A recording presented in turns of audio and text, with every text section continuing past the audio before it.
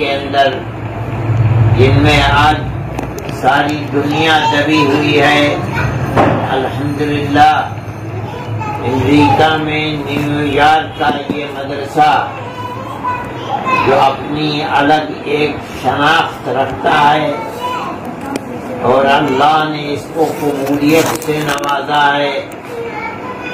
اس مدرسے کے اندر تعلیم کا سلسلہ شروع ہے۔ اور آج بخاری شریف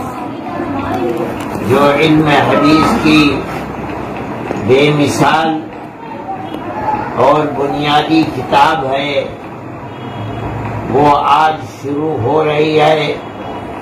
اور آج اس کا پہلا سبق ہے۔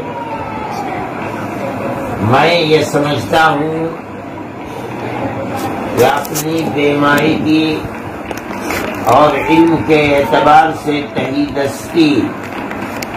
یہ چاہتی تھی کہ خود وہ استاد محترم جو بخاری کا درس طلبہ کو دیں گے وہی بخاری کے سبق کی شروعات بھی کرتے، لیکن حافظ برکت اللہ صاحب کے حکم کی تعمیل میں نے کی ہے اور میں اپنی طالب علمانہ حیثیت کے ساتھ آپ کے سامنے موجود ہوں، اور آج الحمدللہ دارالعلوم نیو یارک کے اندر درس حدیث شروع ہو رہا ہے۔ اللہ خیرات و برکات سے نوازے اور بہتر سے بہتر انجام تک پہنچائے۔ اس بات کو طلبہ حدیث کو سمجھنا چاہیے کہ علم حدیث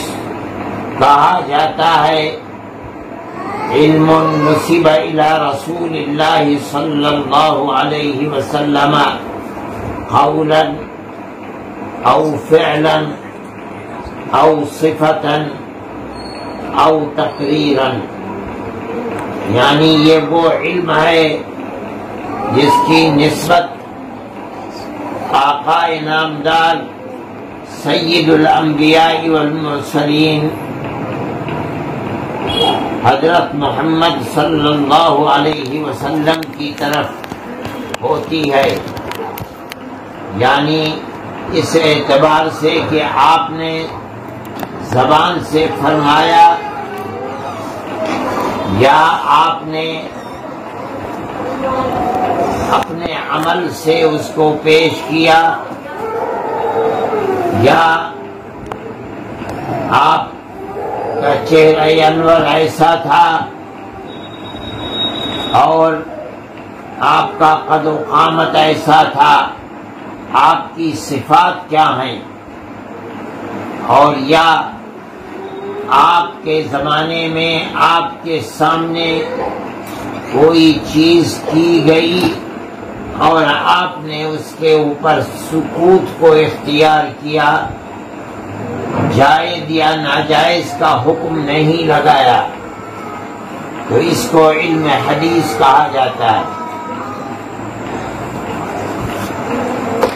یعنی جس کا مطلب یہ ہے کہ آپ جو کچھ اس کے اندر پڑھیں گے اس کتاب کے اندر، وہ یا تو آپ کے اقوال ہوں گے کہ آپ نے یہ زبان سے فرمایا، یا آپ کے افعال ہوں گے کہ آپ نے یہ عمل کیا، آپ نے نماز پڑھی، آپ نے سجدہ کیا، آپ نے رکوع کیا،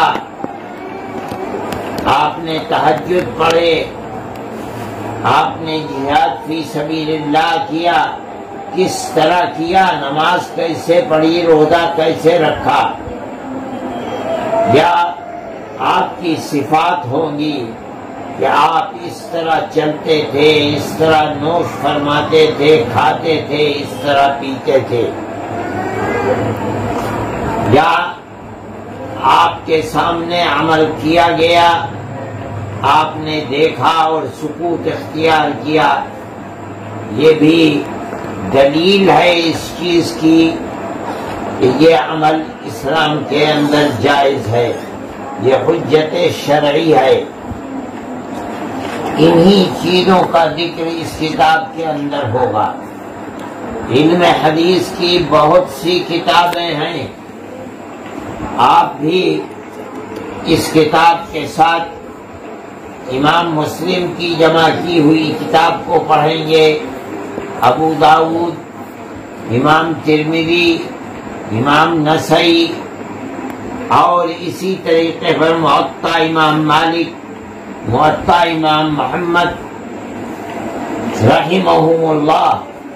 ان کتابوں کو آپ پڑھیں گے۔ لیکن امام بخاری کی یہ کتاب ان تمام کتابوں میں امتیاز کی صفت رکھتی ہے، اس لیے اس کتاب کو اصح الکتب بعد کتاب اللہ کہا گیا ہے۔ اللہ کی کتاب کے بعد یہ کتاب سب سے صحیح ترین کتاب ہے۔ جو روایات اس کے اندر آئی ہیں وہ جو اپنا درجہ رکھتی ہیں، عام طریقے پر دوسری کتابوں کے اندر احادیث جو جمع کی گئی ہیں ان کا یہ رتبہ نہیں ہے۔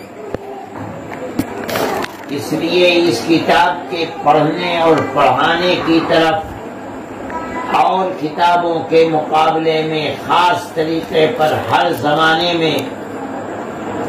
توجہ زیادہ دی گئی ہے۔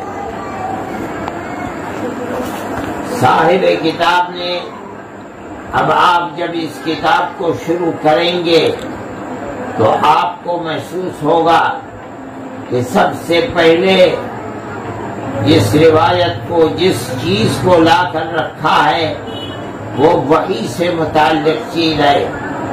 اِنَّا أَوْحَيْنَا إِلَيْكَ كَمَا أَوْحَيْنَا إِلَى نُوحٍ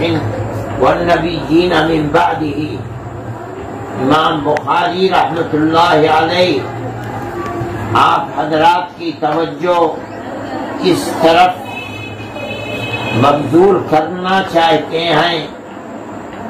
کہ اس کتاب کے اندر جو کچھ آپ اللہ کے نبی ارشاد فرماتے ہیں وہ ما ينطق عن الهوى ان هو الا وحی یوحی ہے، یعنی یہ سب وحی ہے۔ جس طرح سے وحی انبیاء سابقین کے اوپر اترتی رہی ہے جو اس آیت سے ثابت ہے، اسی طریقے پر وحی نبی کریم علیہ